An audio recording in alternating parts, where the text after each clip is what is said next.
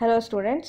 So in the previous video I explained you about the problem related to data system. So in the data system we had seen where the head office will supply the goods to the branch and where the branch will sell the goods on the basis of cash. That is first one. Second one is where the branch will sell the goods both at cash as well as credit.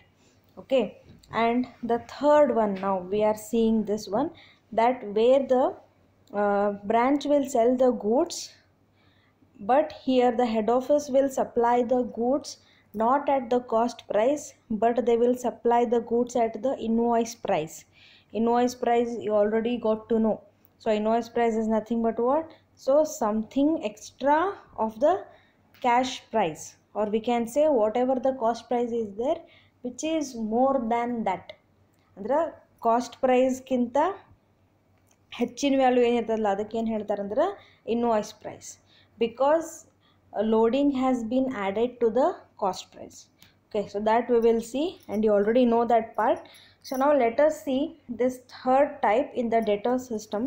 What is that? Where the goods supplied by the head office are marked at selling price or invoice price. So invoice price ಗೆ ಅದನ್ನ head office ಅವರು ಬರೆಸಿರ್ತಾರೆ. So why they will do? So what is the intention? We see this. See, in this type of branch, the goods are supplied by the head office to its branches after adding some percentage of profit to the cost price. And what the head office will do here? Here they will not send the goods at the cost price. Instead of cost price, they will send the goods at the invoice price. That is percentage of profit to the cost price they are adding here. So by adding some of the percentage to the cost price, they will go for supplying the goods. So what they will add, that is some of the profit percentage. See, this is known as supplying the goods at invoice price or selling price. So adding something extra to the cost price is called as what? Invoice price. The excess price so charged over the cost is called loading. You already know. So loading is nothing but what? So adding something to the cost price. ಅದೇನು add ಮಾಡಿರ್ತಾರಲ್ಲ, ಹೆಚ್ಚು ಮಾಡ್ಬೇಕು price ಅಂತ ಹೇಳೋದಕ್ಕೆ ಏನು ಹೇಳ್ತಾರಂದ್ರೆ loading ಅಂತ ಹೇಳ್ತಾರೆ. See, in other words, the difference between cost price and the invoice price is the loading. So ನಿಮ್ಗೆ ಹಿಂದಿಂದ ಕನ್ಸೈನ್ಮೆಂಟ್ ಒಳಗೂ ಈ ಕಾನ್ಸೆಪ್ಟ್ ಬಂದಿತ್ತು ಲೋಡಿಂಗದ್ದು, ಅವಾಗ ನಿಮ್ಗೆ ಎಕ್ಸ್ಪ್ಲೇನ್ ಮಾಡಿದ್ದೆ. So if one product that costs is 100 rupees, so one product adari adaradu cost ಎಷ್ಟು ಅದ ಅಂದ್ರೆ 100 rupees ಅದ. ಓಕೆ, ಅದನ್ನೀಗ ಇನ್ವಾಯ್ಸ್ ಪ್ರೈಸಿಗೆ ಕಳಿಸ್ಬೇಕು ಅಂದ್ರೆ ಅವ್ರು ಏನು ಮಾಡ್ತಾರೆ, they will add something extra that we can say 20. Okay, 20 rupees extra add ಮಾಡ್ತಾರೆ. ಸೊ 20 rupees ಆ್ಯಡ್ ಮಾಡಿದ್ದನ್ನು ಅವರು ತಮ್ಮ ಯಾರಿಗೆ ಗೂಡ್ಸ್ ಕಳಿಸ್ತಾರಲ್ಲ, so if I take the example of consignment, consignor will add 20 rupees extra and he will send the goods to consignee at 120. This is called as what? Invoice price. This is what? Cost price. ಏನು extra add ಮಾಡ್ಯಾರಲ್ಲ ಇದಕ್ಕೆ ಏನು ಹೇಳ್ತಾರಂದ್ರೆ loading. Okay, so loading. ಈ ಏನು 20 rupees extra ಹಾಕ್ಯಾರಲ್ರಿ, ಇದಕ್ಕೆ ಏನು ಹೇಳ್ತಾರೆ? Loading ಅಂತ ಹೇಳಿ. See, in other words, the difference between the cost price and that invoice price is the loading. So ಈಗ invoice price ಎಷ್ಟು ಅಂತ ಹೇಳಿದ್ದೆ ಹಿಂದಿನ ಎಕ್ಸಾಂಪಲ್ನಾಗ 120, ಕಾಸ್ಟ್ ಪ್ರೈಸ್ ಎಷ್ಟು 100. So difference is how much? 20 rupees. This is called loading. See, the second para is very important here. The purpose of the head office in supplying the goods at invoice price is that the branch should sell the goods at that price only. So why they are adding extra? So ಎದಕ್ಕೆ ಅವ್ರು add ಮಾಡ್ತಾರಂದ್ರೆ ಒಂದು main intention ಏನು, they want to hide their profit. Who will hide? Head office will hide their profit from the branches. Okay, and here what price they will state, that price only, means in that price only the branch has to sell the goods to the customers. In doing so, the cost price of the goods is not revealed to the branch. So here head office, it want to hide their cost price from the branch. therefore the branch will not come to know the exact profit made by it. So in this process the branch will not get to know. So ಬ್ರ್ಯಾಂಚಿಗೆ ಗೊತ್ತಾಗೋದೇ ಇಲ್ಲರಿ head office ದವ್ರಿಗೆ ಏನು ಫಾಯ್ದಾ ಅಲ್ಲಿದೆ, ಎಷ್ಟು profit ಅದ್ರಾಗ add up ಮಾಡ್ಯಾರ ಅದೇನೂ ಗೊತ್ತಾಗಲ್ಲ. The branch will not come to know the exact profit made by it. It means what, ಬ್ರ್ಯಾಂಚಿಗೇನು ಗೊತ್ತಾಗಲ್ಲ ತಂದು ಎಷ್ಟು ಪ್ರಾಫಿಟ್ ಮಾಡಿದೆ ಅಂಥೇಳಿ. ಆಮೇಲೆ ಎಷ್ಟು ಪರ್ಸೆಂಟೇಜ್ ಪ್ರಾಫಿಟ್ ಹೆಡ್ ಆಫೀಸ್ದವರು ಕೂಡಿಸಿದ್ರಂತೂ ಗೊತ್ತಾಗೋದಿಲ್ಲ.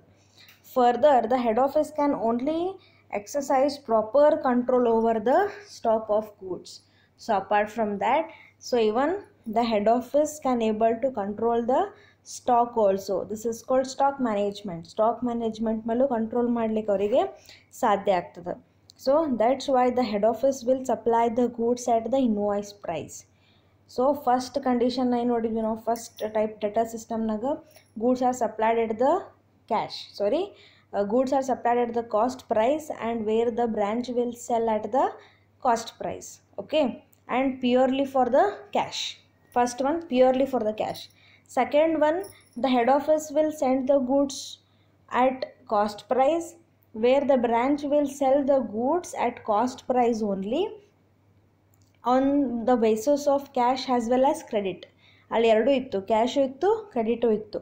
ಇದು ಥರ್ಡ್ ಒನ್ ಏನಿತ್ತು ರೀ, where the goods are supplied by the head office at the invoice price. Okay, but ಇಲ್ಲೇನು ಇನ್ವಾಯ್ಸ್ ಪ್ರೈಸ್ ಏನು ಹಾಕ್ಕೊಟ್ಟಿರ್ತಾರಲ್ಲ ಅದೇ ಪ್ರೈಸಿಗೆ ಏನು ಮಾಡಬೇಕು, ಬ್ರ್ಯಾಂಚ್ದವರು ಮಾರಾಟ ಮಾಡಬೇಕು. Okay, see the last para, see this one. The branch keeps the same books and records as mentioned in the case of second type of branch. The head office will also prepare the branch account in the same manner as already explained, but at the end of every accounting year the necessary adjustments will have to be made by the head office in its books. See, apart from this, here the branch will also maintain some of the books. ನೀವು ಹಿಂದಿನದಾಗೂ ನೋಡಿದ್ರಿ. So branch ಯಾವ book maintain ಮಾಡುತ್ತೆ ಅಂದ್ರೆ petty cash, ಆಮೇಲೆ stock, ಆಮೇಲೆ debtors, bank. So some of the basic books the branch will also maintain. Okay, and head office they will maintain all types of accounts. So ಏನೇನು transaction ಆಗ್ತದೆ ಪ್ರತಿಯೊಂದನ್ನು maintain ಮಾಡಿರ್ತಾರೆ. Okay, but ಇಲ್ಲಿ ಇನ್ನೊಂದು ಏನಾಗಿರ್ತದೆ ಅಂದರೆ ಇಲ್ಲಿ ಗೂಡ್ಸನ್ನು ಇನ್ವಾಯ್ಸ್ ಪ್ರೈಸಿಗೆ ಕಳಿಸೋದ್ರಿಂದ ಇಲ್ಲಿ ಏನು ಮಾಡಬೇಕು ರೀ, ಅವರು ಸ್ವಲ್ಪ ಅಡ್ಜಸ್ಟ್ಮೆಂಟ್ ಮಾಡಬೇಕು. ಏನು ಅಡ್ಜಸ್ಟ್ಮೆಂಟ್ ಮಾಡಬೇಕು ಅಂದರೆ ಇಲ್ಲಿ ಓದ್ತೀನಿ ನೋಡಿರಿ. The necessary adjustments will have to be made by the head office in its books to cancel or to remove the loading. It's the same concept which you people have studied in the consignment account. So consignment nagu ನಾವು ಹೆಂಗೆ loading cancellation ಮಾಡ್ತೀವಲ್ಲ opposite entry pass ಮಾಡಿ, so ಇಲ್ಲಿನೂ ಹಾಗೆ ಮಾಡಬೇಕು. So loading is to be cancelled or removed. See, the necessary adjustments will have to be made by the head office in its books to cancel or to remove the loading, including in the following items appearing in the branch account. Usually ಎದ್ರಾಗ loading ಬರ್ತದೆ ಅಂತಂದ್ರೆ ಅದನ್ನೆಲ್ಲೊಂದು format ಅದೇ ನಿಮ್ಗೆ ಅದರ ಕಾಣೋಡ್ಬೋದು ನೀವು. So first reopening ಸ್ಟಾಕ್ನಾಗ ಲೋಡಿಂಗ್ ಕೂಡಿರ್ತದೆ. ಓಕೆ, ಸೊ ಅದನ್ನು ಓಪನಿಂಗ್ ಸ್ಟಾಕ್ನಾಗ ಲೋಡಿಂಗ್ ಕೂಡಿದ್ರೆ ಅದನ್ನು ಕ್ಯಾನ್ಸಲೇಷನ್ ಮಾಡಬೇಕು. ಲೋಡಿಂಗ್ ಹೆಂಗೆ ಮಾಡಬೇಕು, ಅಪೋಸಿಟ್ ಎಂಟ್ರಿ ಮಾಡಬೇಕು. Okay, second that is goods sent to branch. So apart from that, so during the year the head office will send the goods to branch. ಅದ್ರಾಗೂ ಏನು ಮಾಡಿರ್ತಾರೆ, ಲೋಡಿಂಗ್ ಕೂಡಿಸಿರ್ತಾರೆ. ಆ ಲೋಡಿಂಗು ತೆಗಿಬೇಕಂದ್ರೆ ಏನು ಮಾಡಬೇಕು, ಅಪೋಸಿಟ್ ಎಂಟ್ರಿ ಮಾಡಬೇಕು. Next by on the credit side, by goods sent to branch. See ಇದು ಅದಕ್ಕೆ ಗೂಡ್ಸ್ ಸೆಂಟ್ ಟು ಬ್ರಾಂಚ್ ಬರ್ತಂದ್ರೆ this is for the returns. Okay, ಇಲ್ಲೇನು ಕಾಣಿಸಲ್ಲ, ಇದು ರಿಟರ್ನ್ಸ್ ಸಂಬಂಧ ರೀ. ರಿಟರ್ನ್ಸ್ ಅಂದರೆ ಏನಾರ ಗೂಡ್ಸ್ ಕಳಿಸಿದ್ದು ಮಾರಾಟ ಆಗಿಲ್ಲ, ಅದನ್ನ ಡ್ಯಾಮೇಜ್ ಆಗಿದ್ರೆ ಏನು ಮಾಡ್ತದೆ ಬ್ರಾಂಚ್ ಅಂದ್ರೆ, branch will send back the goods to the head office. So head office will receive that. So ನಾವು that entry has to be made here. So return ಆಗಿದ್ರದ್ದು ಲೋಡಿಂಗ್ ಕೊಡಿರ್ತದಲ್ಲ ಅದನ್ನೇನು ಮಾಡಬೇಕು, ಇಲ್ಲಿ ಅಪೋಸಿಟ್ ಎಂಟ್ರಿ ಮಾಡಬೇಕು. Okay, and next last one is closing stock. See closing stock is nothing but what, the left over stock. See closing ಸ್ಟಾಕ್ನು left over stock ಅಂದ ಅರ್ಥ ಏನೇನು, ಗೂಡ್ಸ್ ಏನು ಕಳಿಸಿರ್ತಾರಲ್ಲ ಪೈಲಾಕ ಗೂಡ್ಸ್ ಸೆಂಟ್, ಅದ್ರಾಗಿಂದ ಉಳಿದಿದ್ದನ್ನ ಏನಾಗಿರ್ತಾವೆ ರೀ ನಮ್ಗೆ ಕ್ಲೋಸಿಂಗ್ ಸ್ಟಾಕ್ ಆಗಿರ್ತಾವೆ. ಆ ಕ್ಲೋಸಿಂಗ್ ಸ್ಟಾಕ್ನಾಗೂ ಲೋಡಿಂಗ್ ಆಗಿರ್ತದೆ. ಯಾಕಂದ್ರೆ they have sent the goods at the invoice price. That means loading has been included. That is to be removed now. How to remove it? By passing the opposite entry. Okay. So in simple, where you can find the loading either on the debit side or the credit side, the opposite entry has to be passed. If you are finding loading transaction on the debit side, you have to write another one entry on the opposite side, that is credit side.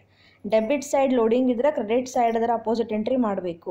Credit side loading ಇದ್ದು transaction ಆಗಿದ್ರೆ ಅದರ opposite ಅಂದರೆ debit side entry ಮಾಡಬೇಕು. The intention is to remove the loading and to find out the actual profit. Who will do here? The head office will do. Okay, so let us see some of the transactions related to that.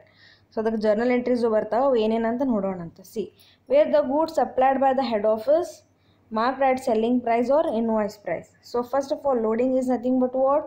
So illada nodri, loading. The excess price charged over the cost price is called loading. Excess price is nothing but what? Something extra to the cost price. ಅದಕ್ಕೆ ಏನು ಹೇಳ್ತೀವಿ ನಾವು ಅಂದರೆ loading. So loading is nothing but difference between invoice price and cost price. So loading is equal to IP, that is invoice price, minus CP, cost price. See some of the journal entries which are very important. First illon journal entry nodri. For adjustment of excess price in opening stock. Excess price is nothing but add up of the loading. Loading opening stock ಒಳಗಿದ್ರೆ journal entry ಹೆಂಗೆ ಮಾಡಬೇಕು? The removal ಮಾಡಬೇಕಲ್ಲ, ಅದು loading ಹೆಂಗೆ ಮಾಡಬೇಕು ಅಂದರೆ, see the entry. Stock reserve account debit to branch account. Stock reserve account debit to branch account. C stock reserve ಅಕೌಂಟ್ನಾಗ ಏನಾಗಿರ್ತದೆ, loading already ಕೂಡಿದಿರ್ತದೆ. ಅದರ opposite side ಅಂದ್ರೆ ಓಪನಿಂಗ್ ಸ್ಟಾಕ್ ಎಲ್ಲಿ ಬರ್ತೈತಲ್ಲ ಅದರ ಅಪೋಸಿಟ್ ಸೈಡ್ ಏನು ಮಾಡಬೇಕು, ನಾವು ಲೋಡಿಂಗ್ ಎಂಟ್ರಿ ಮಾಡ್ತೀವಿ. ಅಂದ್ರೆ ಬ್ರ್ಯಾಂಚ್ ಅಕೌಂಟಿಗೆ ಕ್ರೆಡಿಟ್ ಸೈಡ್ ಎಂಟ್ರಿ ಆಗ್ತದೆ. ಸ್ಟಾಕ್ ರಿಸರ್ವ್ ಅಕೌಂಟಿಗೆ debit to branch account. Stock reserve ಅಕೌಂಟಿಗೆ ನೀವು ಬ್ರ್ಯಾಂಚ್ ಅಕೌಂಟ್ ಡೆಬಿಟ್ ಮಾಡಿದ್ರೆ ಬ್ರ್ಯಾಂಚ್ ಅಕೌಂಟಿಗೆ ಏನು ಮಾಡ್ತೀರಿ, ಸ್ಟಾಕ್ ರಿಸರ್ವ್ ಅಕೌಂಟ್ ಕ್ರೆಡಿಟ್ ಮಾಡ್ತೀರಿ. Okay, so on the credit side, that means buy side of the branch account, you have to write stock reserve account. This is for removing the opening stock loading. So removing of the ಮಾಡ್ತೀರಿ ಎದರಾಗಿಂದಂದ್ರೆ opening ಸ್ಟಾಕ್ನಾಗಿಂದು, opening loading remove ಮಾಡ್ತೀರಿ. Second one, for adjustment of excess price. Excess price means loading in the goods sent to branch. That you already know. So goods sent to branch account, debit to branch account. Yes, same opposite entry ಮಾಡ್ತೀರಿ. So ಈ goods ಕಳಿಸಿದ್ದನ್ನ entry ಯಾಕಡೆ ಮಾಡಿರ್ತೀರಿ, branch ಅಕೌಂಟಿಗೆ debit ಮಾಡಿರ್ತೀರಿ. Okay, so branch ಅಕೌಂಟಿಗೆ goods sent to branch account ಏನು ಮಾಡ್ತೀರಿ, ಡೆಬಿಟ್ ಮಾಡ್ತೀರಿ, ಟೂ ಸೈಡ್ ಬರೀತೀರಿ. ಮತ್ತು ಗೂಡ್ಸ್ ಸೆಂಟ್ ಟು ಬ್ರ್ಯಾಂಚ್ ಏನಾರ ಇರ್ತದಲ್ಲ ಅದರೊಳಗೆ ಲೋಡಿಂಗ್ ಕೂಡ ಇರ್ತದಲ್ಲ, ಅದನ್ನೇನು ಮಾಡಬೇಕು, to remove that loading you have to pass the opposite entry. Opposite entry means branch ಅಕೌಂಟದ ಕ್ರೆಡಿಟ್ ಸೈಡ್.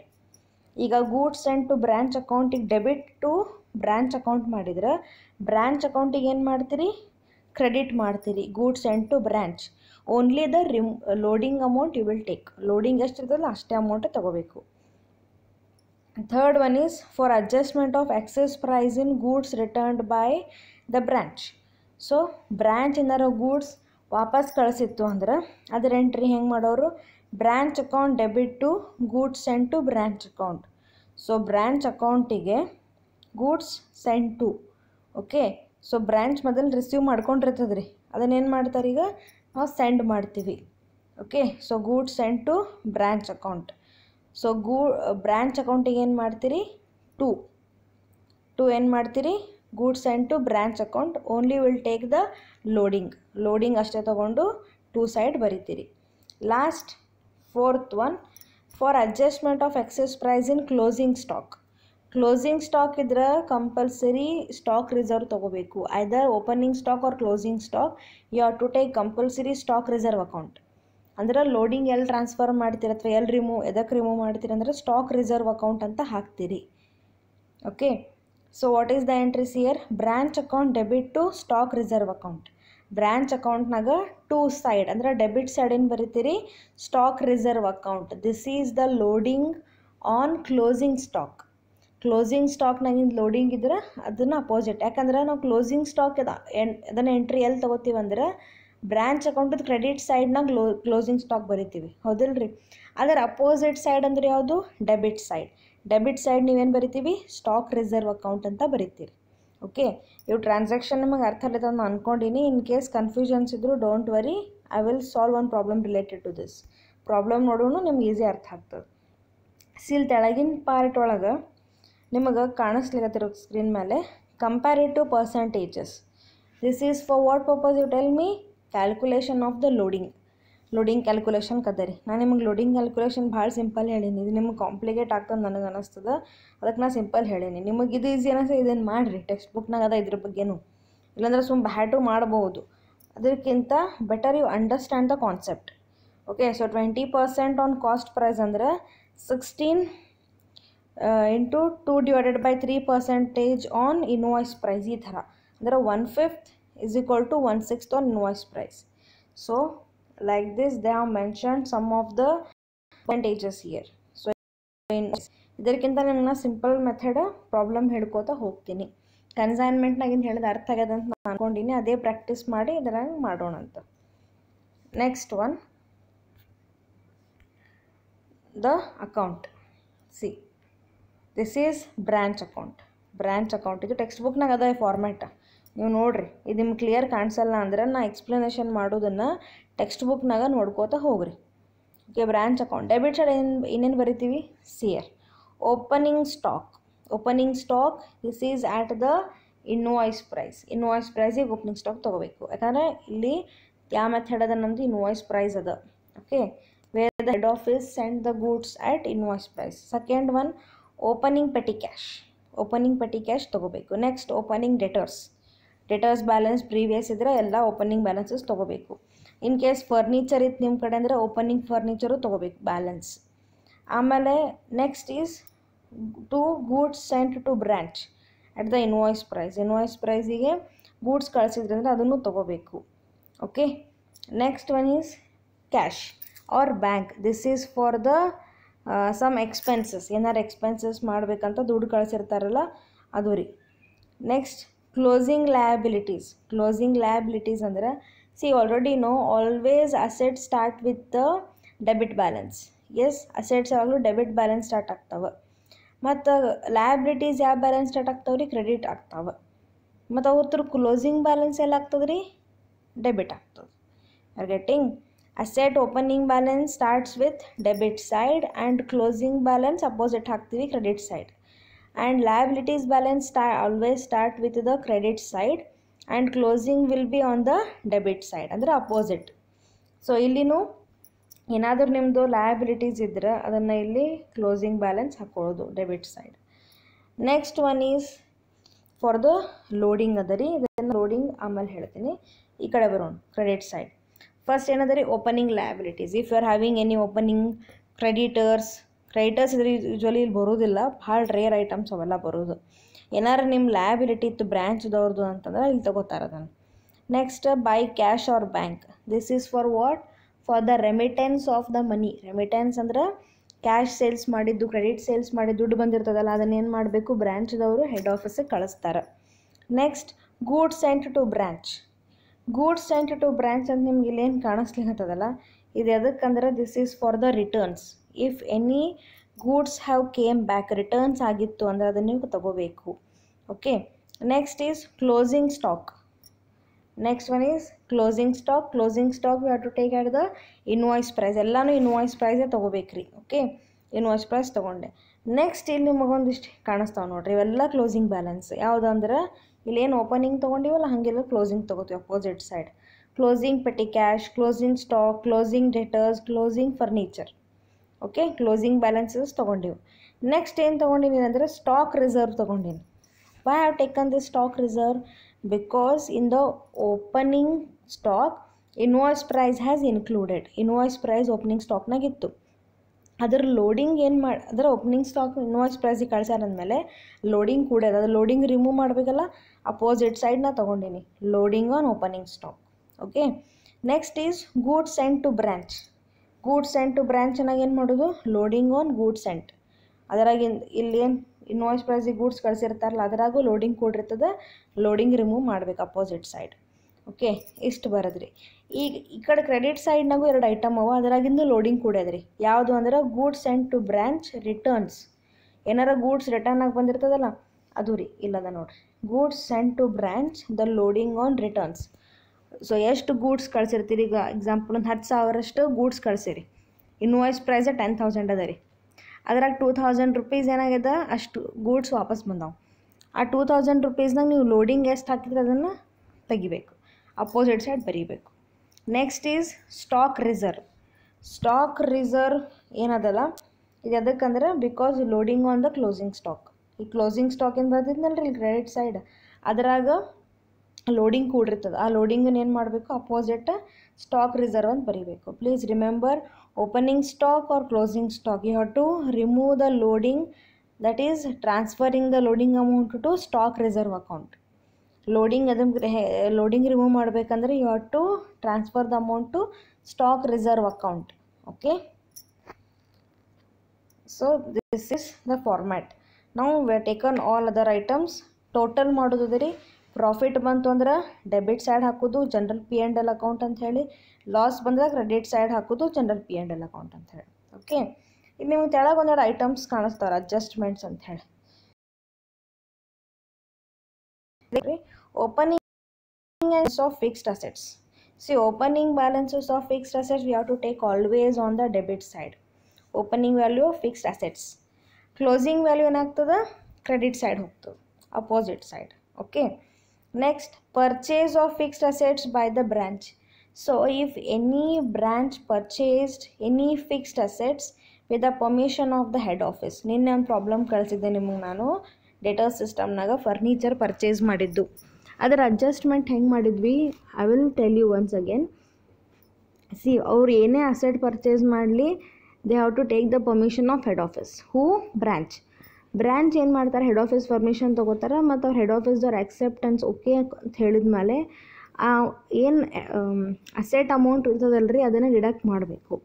ಹೆಂಗೆ ಡಿಡಕ್ಟ್ ಮಾಡ್ತಾರಂದ್ರೆ, ಫಸ್ಟ್ ಕ್ಯಾಶ್ ರೆಮಿಟೆನ್ಸ್ ಏನು ಮಾಡ್ತಾರಲ್ಲ, ಅಂದ್ರೆ ಕ್ಯಾಶ್ ಪೇಮೆಂಟ್ ಏನು ಹೆಡ್ ಆಫೀಸಿಗೆ ದುಡ್ಡು ಕಳಿಸ್ತಾರಲ್ಲ, ಅದರಾಗಿಂದು ಮೊದಲು ಎಷ್ಟು ಅಸೆಟ್ ವ್ಯಾಲ್ಯೂ ಅದ ಮೈನಸ್ ಮಾಡ್ಕೋಬೇಕು.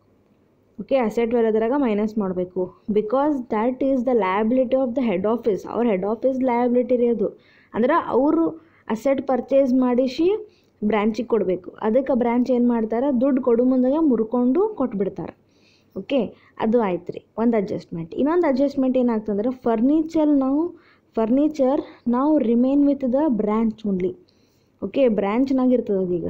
ಸೊ ಯಾವ ವರ್ಷ ಅದನ್ನು ಪರ್ಚೇಸ್ ಮಾಡಿರ್ತಾರಲ್ಲ ಆ ವರ್ಷನ ಏನು ಮಾಡ್ಬೇಕು ನಾವು, ಕ್ರೆಡಿಟ್ ಸೈಡನ್ನು ಹಾಕ್ಬೇಕು. ಅದನ್ನು ಕ್ರೆಡಿಟ್ ಸೈಡನ್ನು ಎದಕ್ಕೆ ಹಾಕ್ತೀವಿ ಅಂದ್ರೆ, we consider as a closing balance ಅಂತ ಹೇಳಿ ಕ್ರೆಡಿಟ್ ಮಾಡಬೇಕು.